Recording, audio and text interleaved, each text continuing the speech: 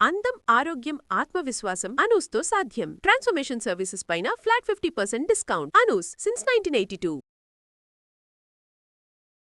నమస్తే రమగారు. నమస్తే జయ. రమగారు, ఒక ధర్మ సందేహం ఏంటంటే, స్త్రీలకు సంబంధించి కొన్ని ఆభరణాలు, కొన్ని వస్తువులు ఖచ్చితంగా ఉంచుకోవాలి. ఇదివరకు అలా ఫాలో అయ్యేవారు. ఎలా అంటే గాజులు కానీ, మట్టెలు కానీ ఇలాంటివి ఖచ్చితంగా స్త్రీకి ఉండాలి. పెళ్ళైన స్త్రీకి అయితే కొన్ని, పెళ్లి కాకముందు అయితే కొన్ని వస్తువులు అనేవి. అయితే కాలానుగుణంగా వస్తున్న మార్పుల్లో భాగంగా మన వృత్తిని బట్టి, మనం ఉండే ప్రదేశాలను బట్టి కొన్ని మార్పులు చేర్పులు చేసుకుంటున్నాం అన్ని విషయాల్లో కూడా. అయితే అలా వేసుకోకపోతే ఏదో జరుగుతుందని, వేసుకుంటే ఇంకొంత మంచి జరగవచ్చు, వేసుకోకపోతే చెడు జరగవచ్చు, ఇలాంటి అపోహలను వింటూ ఉన్నాం. ఇవి ఎంతవరకు కరెక్ట్ అంటారు? ఇవి ఎవరి వాళ్ళవే అభిప్రాయాలు జయ. పురాతన కాలంలో ఇప్పుడు నువ్వు గాజులు తీసుకో. గాజులు అనగానే మనం చూడు, పూర్వకాలపు శిల్పాలు, దేవతా శిల్పాల దగ్గర నుంచి మామూలు యక్షిణులు అవి శిల్పాలు, నాగిని, మన రామప్ప గుడిలో నాగిని శిల్పాలు, ఏ శిల్పాన్ని చూసినా ఈ చేతి దగ్గర ఏదో ఒక ఆభరణం ఉన్నట్టు కనపడుతుంది. కంకణాలు, ఒక కంకణం, ఒక వస్తువు ఉండటం. ఇప్పుడు స్త్రీలు అలంకార ప్రియులు, ఏదైనా ఒక వస్తువును అలంకరించుకుంటే వాళ్ళకి సంతోషంగా ఉంటుంది, అందుకని అలంకారాలు అట్లా మొదలైనవి. పూర్వకాలం ఇప్పుడు మనం చెప్పుకునే మట్టి గాజులు లేవు, లోహపు గాజులే వేసుకునేవాళ్ళు. వెండి, బంగారం అలాంటివే వేసుకునేవాళ్ళు. పంచలోహాల గాజులు వేసుకునే విధానం కూడా ఉంది. ఇత్తడి, రాగి కంకణం, ఏదో ఒక కంకణం. ఈ కంకణం చిన్నప్పుడు పెళ్లి కాకముందు చిన్నతనంలో కూడా కంకణాలు ఏదో ఒక వస్తువు ఉండేది. వివాహం అయ్యాక కొంచెం ఎక్కువ ధరించేవాళ్ళు. ఇక్కడ ప్రధానంగా ఏంటంటే, చాలా ముఖ్యంగా చెప్పుకోవాల్సింది, స్త్రీలకి ఈ చేతి ఈ భాగంలో, మగవాళ్ళకు కూడా ఇక్కడే ఉంటాయి, ఈ మన ఎండోక్రైన్ గ్లాండ్స్, అలాంటి గ్లాండ్స్ అన్నీ ఇక్కడి నుంచి స్టార్ట్ అవుతాయి. అంటే ఆ తాలూకు నరాలు, ఇక్కడున్న నరాల మీద ఒత్తిడి కనుక ఉంటే, ఈ ఒత్తిడి వల్ల పునరుత్పత్తి వ్యవస్థ సరిగ్గా ఉంటుందని ఒక ఏమంటారంటే ఆక్యుప్రెషర్ పాయింట్ ప్రెస్ అవుతుంది. ఆక్యుప్రెషర్ పాయింట్ ప్రెస్ అవుతుంది కాబట్టి ఖచ్చితంగా ఇట్లా ఆభరణం ఉండాలి. స్త్రీల శరీరాల్లో చాలా చోట్ల ఇలాంటి ప్రెషర్ పాయింట్స్ ఉన్నాయి. ఈ కాలి బొటన వేలు పక్కన, రెండు మొదటి వేలు, అంటే బొటన వేలు పక్కన ఉన్న వేలుకి అక్కడ ఒక ఆభరణం పెడతారు. బొటన వేలుకి కూడా ఆభరణం పెట్టుకునే ఇవి కూడా కొన్ని చోట్ల కనిపిస్తాయి. ఈ వేలు మొదల భాగంలో, అంటే కాలివేలు మొదల భాగంలో ఇక్కడ ఉన్న నరాలని గనక అక్కడ ఒత్తిడి కలిగిస్తే, అక్కడ ఏం చేసేవాళ్ళు, వెండి లేదా బంగారం, మిగిలినవేవి పెట్టకుండా ఎక్కువగా వెండి లేదా బంగారు రాజుల ఇళ్లలోనే కానీ మామూలు వాళ్ళు పెట్టుకునేవాళ్ళు కాదు. వెండి లాంటి ఆభరణాన్ని కనుక అక్కడ నొక్కి ఉంచితే కనుక స్త్రీలకి అదుపు ఉంటుందని భావించేవాళ్ళు. ప్రవర్తనా లోపాలు ఉండవని ఇదొక భావన. అంతే. మరి ఆ కాలంలో ఉన్న ఆయుర్వేద వైద్యులు లేకపోతే ఎవరో అట్లా నిర్ధారించి నిశ్చయించారు ఇవి వేసుకోవాలి అని. ఆ వేసుకునే ఆభరణాల్లో పాదాలకి కడియం కూడా, అక్కడున్న పాయింట్స్ కూడా ప్రెస్ అవుతాయి. పాయింట్స్ ప్రెస్ అవ్వటం కోసం కడియాలు, పట్టీలు, కడియము బేసిక్ ఆభరణం. తర్వాత దాని నుంచి పట్టీలు, జాలర్లు, మువ్వలు, అవి ఇవి మోగేవి పెట్టుకోవటాలు, డిజైన్లు పెట్టుకోవటాలు, అవన్నీ తర్వాత డెవలప్ అయినటువంటి అలంకార సాధనాలు. కాలువేలికి గట్టి మట్టె ఒకటి ఇట్లా గట్టిగా పట్టుకునేది. ఇప్పుడు దానికే మువ్వలు వచ్చినాయి, దానికే ఏదో డిజైన్ వస్తుంది, దానికే ఎనామిల్ రంగులుగా పెట్టుకుంటారు. అది వేరే కదా. వివాహంలోనే ఇది పెట్టాలని, అప్పుడు ఏంటంటే ఒక స్త్రీలకి కొంచెం లొంగి ఉండే భావన ఏర్పడుతుందని భావించేవాళ్ళు. అప్పటి భావన నిజమైన అయ్యి ఉండొచ్చు. అప్పటి అలవాటుగా మనం అవి సువాసిని చిహ్నంగా మనకి ఉండిపోయినాయి. ఏవి, చేతి నిండా గాజులు ఉండటం, కాలువేళ్లకి మట్టెలు ఉండటం, మట్టెలు చూసి పెళ్ళయిందో లేదో తెలుసుకునేవాళ్ళు. వివాహిత అంటే కాలికి మట్టె ఉండాలి, ఈమె ఒక మగవాణ్ణి అదుపులో ఉన్నది అనే విషయాన్ని సూచించేందుకు ఒకటి. ఆ సూచన వల్ల ఆమెకు నిజంగానే అదుపులో ఉండే ఉద్దేశం కలుగుతుందని కూడా ఒక నమ్మకంతో చేసేవాడు. ఇవి క్రమంగా కాలక్రమాన అట్లా ఇవి ఫిక్స్ అయిపోయినాయి అన్నమాట, ఇది ఇలాగే అని. గాజులు కూడా అంతే. అయితే ఇందులో మట్టి గాజులు వేసుకోవాలంటే పూర్వం వెదురు గాజులు, కానీ అక్కడి నుంచి దంతపు గాజులు, వెదురు గాజులు కూడా, వెదురుతోటి కూడా. మీకెందుకు ఈ మన బెంగాల్ వైపు ఇవి దంతపు గాజులు వేసుకుంటారు, తెల్లగా ఉంటాయి గాజులు.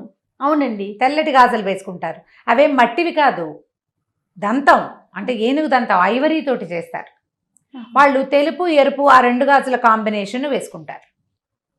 కొన్ని చోట్ల లోహపు రింగులు తగిలించే అలవాటు ఉంటుంది ప్రాంతాలని బట్టి. మనకి తెలుగు సౌత్ ఇండియాలో ఎక్కువగా మట్టి గాజుల వాడకం ఎక్కువగా ఉంది. పూర్వం అంటే కొన్ని వేల సంవత్సరాల క్రితం ఈ మట్టి గాజులు తయారీ లేని రోజున లక్క గాజులు వేసుకునేవాళ్ళు. అవునట. బెంగాల్లో ఇప్పటికీ ఒరిస్సాలో కూడా లక్క గాజులు శాస్త్రానికి 2 గాజులు పెళ్లిలో తొడుగుతారు. ఇంత ఖచ్చితంగా ఎలా తెలుసు అంటే నా తోడుకోడలు ఒరిస్సా అమ్మాయి కదా, ఆమె పెళ్లికి వేసిన గాజుల్లో 2 మెరూన్ కలర్ గాజులు ఉన్నాయి.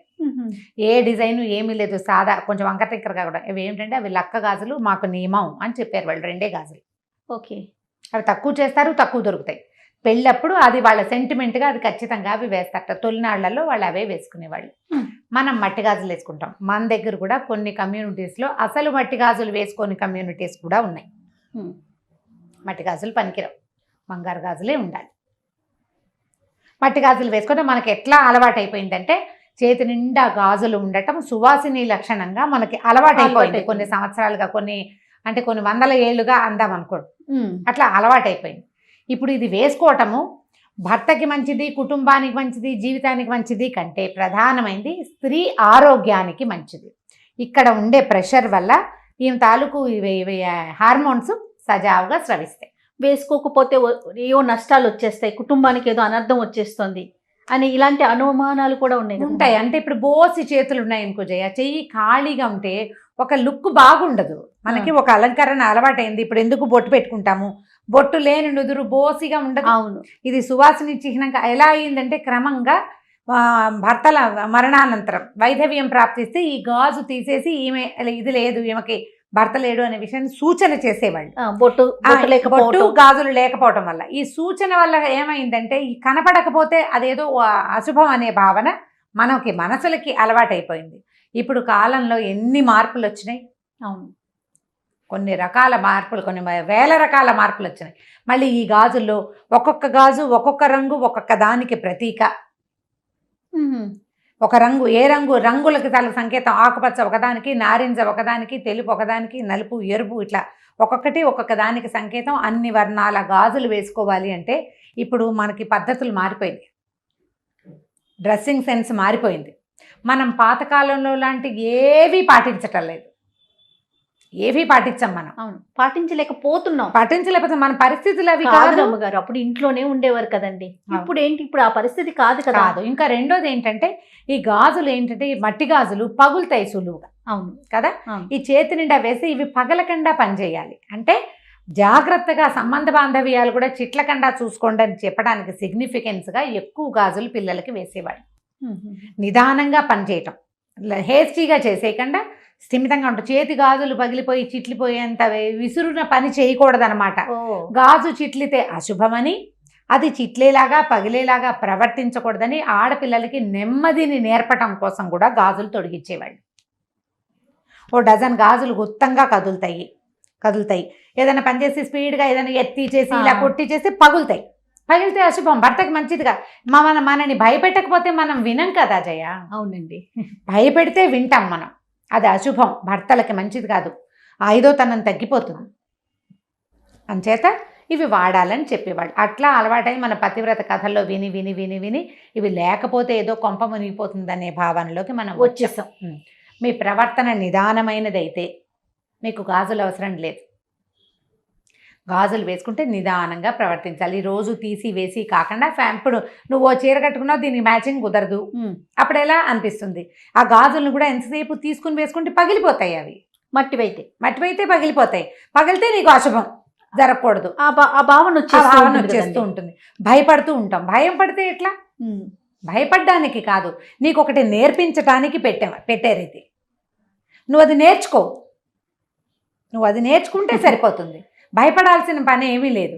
కాకపోతే ఈ కాలానికి అనుగుణంగా కొంతమంది వేసుకోగలుగుతారు, కొంతమంది వేసుకోలేరు. ఇప్పుడు ఇది ఐదోతనం తగ్గుతుంది, భర్తలకి అపాయం వాటిల్లుతుంది అని మీరు నమ్మేటట్టయితే మీరు ప్రధానంగా ఏం చేయాలి? వైవాహిక బంధాన్ని గౌరవించాలి, భర్తని గౌరవించాలి, ఆయన అభిప్రాయాలకు ఒక విలువ ఇవ్వాలి. నువ్వు ఆయనతోటి నీ బాంధవ్యాన్ని కాపాడుకో, గాజుని కాపాడుకున్నట్టుగా ఆయనతో బాంధవ్యాన్ని కాపాడుకోవాలి. దానికి నువ్వు గాజులే వేసుకోకర్లా, నీ బుద్ధి నిలకడగా ఉంటే సరిపోతుంది. ఖచ్చితంగా వేసుకోండి, అవకాశం ఉన్న వాళ్ళు వేసుకోండి, అవసరం ఉన్న వాళ్ళు వేసుకోండి. వెసులుబాటు లేని వాళ్ళు ఏం చేస్తారు? ఇప్పుడు నా బొట్టు వాళ్ళని వేసుకోమంటే నేను అప్పుడప్పుడు వేసుకుంటే అప్పుడప్పుడు వేసుకోలేను, ఎవరికి చేతులకు ఎలర్జీలు ఉంటాయి, గాజుల మధ్యలో పట్టే చెమట చాలా ఇబ్బంది పెడుతుంది నన్ను. అవును అవును. అప్పుడప్పుడు వేసుకుంటాను. ఇప్పుడు ఛానల్స్ లో కూడా కొంతమంది మస్ట్ అండ్ షుడ్ అంటారు గాజులు. అంటే కొన్ని కొన్ని కార్యక్రమాలు చేసేటప్పుడు ఖచ్చితంగా వేసుకోవాలి ఉండాలి. ఒక నియమం అంటే ఉంటుంది ఇప్పుడు ఆ రమగారు. నియమానికి ఏంటంటే మనకు ముందు నుంచి అలవాటైపోయి ఉంది అవును, కాబట్టి మీరు ఏదైనా పూజా పునస్కారం చేసుకునేటప్పుడు, దైవ కార్యాలు చేసేటప్పుడు, పీటల మీద కూర్చునేటప్పుడు, దేవాలయానికి వెళ్ళేటప్పుడు, వివాహాది శుభకార్యాలు అటెండ్ చేసేటప్పుడు అప్పుడు తప్పకుండా గాజులు వేసుకోండి. పెద్దవాళ్ళకి అది సంతోషాన్ని కలిగిస్తుంది. ప్రధానంగా చేతికి గాజులు ఉంటే అందంగా కనపడుతుంది, శోభాయమానంగా ఉంటుంది చూడడానికి. కొన్ని కొన్ని ప్రొఫెషన్స్ లో అసలు కుదరకపోవచ్చు, డాక్టర్స్ తీసుకోవచ్చు. అవును. లేకుంటే ఇప్పుడు మాకు లాగా ఆన్ స్క్రీన్ వర్క్ చేసే వాళ్ళు సౌండ్స్ వస్తూ ఉంటాయి అవును, చేసేటప్పుడు, కెమెరా లాగేస్తుంది కదా, ఆ సౌండ్ తీసేసి మైక్ లాగేస్తూ ఉంటుంది. సో వీళ్ళు వేసుకోవట్లేదు, వాళ్ళు వేసుకోవట్లేదు, మీరు ఎందుకు వేసుకోవట్లేదు, మీరు ఎలా మాట్లాడతారు అనే క్వశ్చన్స్ రేజ్ అయినప్పుడు ఆన్సర్ చెప్పలేకపోతాం. అదే అంతే అంటే కదా రమ్మగారు? అంటే ఇప్పుడు ఇలాంటివి చెప్పకూడదు అంటే ఎలా కుదురుతుంది? అది మీరు ఇది చేయట్లేదు కాబట్టి మీరు ఇది చెప్పకూడదు అంటే అసలు అది నియమమే కాదు. మనం పెట్టుకుంది ఆ నియమం ఎందుకు పెట్టుకున్నాము మనకు ఆ నియమం ఏర్పరచబడింది ఎందుకు? నీ బుద్ధికి కుదురు, నిదానం, తాపీగా నువ్వు పనిచేయటం కోసం ఏర్పరిచారు. ఆరోగ్యంగా ఉండటం కోసం. గాజులు గుత్తంగా ఉంటే ఎక్కువగా అనారోగ్య సమస్యలు, స్త్రీ తాలూకు ఆరోగ్యం అంటే హార్మోన్స్కి సంబంధించిన వ్యవస్థ సరిగా ఉంటుందని ఆ కాలపు నమ్మిక. అప్పుడు నమ్మేవారు. ఆయుర్వేద వైద్యులు కూడా కొంతమంది ఆక్యుపంచర్ ప్రెషర్ పాయింట్స్ చెప్పే వాళ్ళు కూడా ఇక్కడ ఉంటాయి క్లయింట్స్, ఇక్కడ ప్రెషర్ చేయిస్తారు. అది పాయింట్, అది నిజం. దానికి సరిపడా ఇన్ని గాజులు తీయకుండా వేసుకోగలిగే పరిస్థితులు అసలు మనకి లేవు ఇప్పుడు. ఇప్పుడు కొంచెం లేవు, మన పద్ధతులు మారిపోయినాయి కదా. తర్వాత గర్భిణీ స్త్రీలకు కూడా మనం శ్రీమంతం చేసేటప్పుడు గాజులు వేస్తాం, ఆ సౌండ్ లోపల ఉన్న బేబీ కూడా వింటుంది అనేది అంటూ ఉంటారు. వినడానికి కాదు జయ, వినడమే కాదు, అది ప్రధానమైనది ఏంటంటే ఈ గాజులు వేసేసరికల్లా ఇదంతా టైట్ గా ఫుల్ గా వేస్తారు. దానివల్ల ఇంకా నువ్వు నిదానంగా నడవాలి, తాపీగా నడవాలి, గాజుల్ని కాపాడుకోవాలి, నిదానంగా నడవాలి. ఒకటి. రెండోది ఏంటంటే ఇవి ఇక్కడ ప్రెషర్ ఉండేసరికల్లా డెలివరీలో ఇబ్బంది సంబంధాలు రాకుండా సవ్యంగా అవడం కోసం ఇవి వేసేవాళ్ళు. దానికి ఇలా పెట్టారు, లోపల బేబీ వింటుంది, బేబీ కూడా వింటుంది. ఇప్పుడు ఒక గాజుల చేత్తో వడ్డన అలాంటి మాటలు ఉన్నాయా జయ? ఒక భోజనం చేస్తున్నాం, తలక ఎత్తేసరికి ఒక పచ్చగా చేయి, దానికి ఒక గోరింటాకుండి, దాని నిండా గాజులు ఉంటే ఒక సంతోషంగా ఉంటుంది, ఆహ్లాదభరితమైన ఒక లుక్, ఒక సంతోషం కలుగుతుంది. గాజుల చేత్తో వడ్డనంటే ఇంట్లో ఒక ఆడమనిషి ఆమె కుదురుగా వంట చేయటం, కుదురుగా పని చేయటం, అవన్నీ కూడా ఏంటంటే ఇంటికి ఒక ఆహ్లాదభరితమైన వాతావరణాన్ని చేకూరుస్తాయి. ఇది పాతకాలపు నమ్మిక, ఇప్పుడు కూడా అది ఉంది, నిజం ఆ మాట. కాకపోతే మన పరిస్థితులు అనుకూలించాలి కదా. కానీ నాకు మీరు చెప్పే కొన్ని ధర్మ సందేహాల్లో రమ్మగారు చాలా ఎక్కువగా ఇష్టపడతాను. ఎందుకంటే ఈ పద్ధతి ఉంది మనకి, కానీ మీ వీలుని బట్టి చేసుకోండి, ఖచ్చితంగా ఫాలో అవ్వండి అనే మాట మీరు ఎప్పుడు చెప్పరు. ఇప్పుడు ఫాలో అవ్వండి అని నేను చెప్తాను జయ, ఫాలో అవ్వండి అని నేను చెప్తాను. ముందు నేను ఫాలో అవ్వాలా? నాకే వెసులుబాటు తక్కువ ఉన్నప్పుడు నేను ఎట్లా చెప్పగలను ఆ మాట? చాలా విషయాలు మీరు ఏది మీతో మాట్లాడి నాకు కుదరకపోవచ్చు, అప్పుడు ఎలా మాట్లాడుకోగలుగుతాం? ఇది ఒకటని కాదు, ఏ విషయమైనా సరే ఇది చేయాలి. పాత రోజుల్లో ఇలా చేసేవాళ్ళు, అప్పటి పద్ధతి అది. మనం అప్పటికి ఇప్పటికీ మీరు ఒకసారి అందరూ ఆలోచించండి, ఎంత హస్తి మశకాంతరం తేడా వచ్చింది అప్పటికి ఇప్పటికి. అసలు మన అమ్మలాగానే మనం బిహేవ్ చేస్తున్నామా ఇప్పుడు?